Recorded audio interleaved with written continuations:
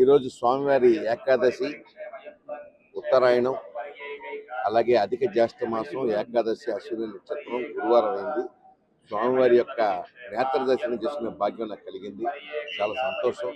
చాలా జాగ్రత్తగా చాలా పద్ధతిగా మేనేజ్మెంట్ చేస్తామని చెప్పి నాకు అనిపిస్తూ ఉంది. ఎక్కడ చూసినా కూడా డీటెయిల్స్ బాగా మెయింటైన్ చేస్తున్నారు. అట్ ది సేమ్ టైం తొక్కిడి లేకుండా జనాలను దర్శనం చేసుకునే భాగ్యం కూడా నాకు కలిగింది. చాలా సంతోషంగా ఉంది. శ్రీ వెంకటేశ్వర స్వామిని మించిన దైవం లేదు. మరొకసారి నేను చెప్పేది అంటే యాజమాన్యానికి కానీ చైర్మన్ గారికి కానీ ఈవో గారికి కానీ అందరికీ కూడా నేను ధన్యవాదాలు చెప్తూ ఇలాగే మెయింటైన్ చేయాల్సిందిగా నేను కోరుకుంటూ మరింత భక్తులకి సౌకర్యాలు కల్పించే విధంగా ఆ దిశగా మనం చేయాలని చెప్పి నేను మనస్ఫూర్తిగా కోరుకుంటూ గోవిందా గోవిందా.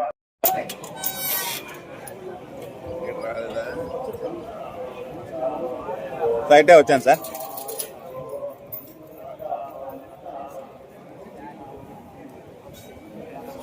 తూగిద్దా ఎందుకు వేస్తుందా పక్కన నెట్ పెడతా ముందుకు వెనక్కుంటారా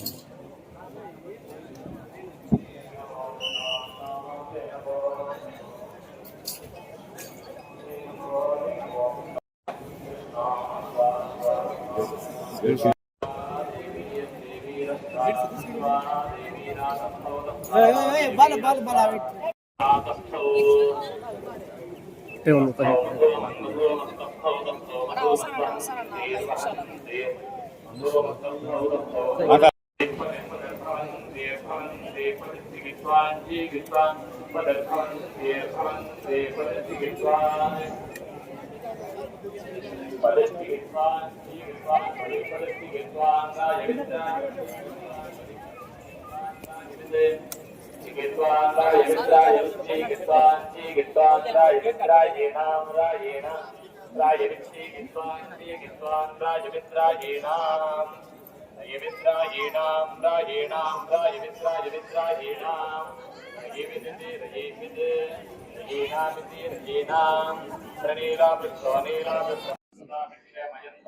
ఈరోజు స్వామివారి ఏకాదశి ఉత్తరాయణం అలాగే అధిక జ్యేష్ఠ మాసం ఏకాదశి అశ్విని నక్షత్రం గురువారం అయింది.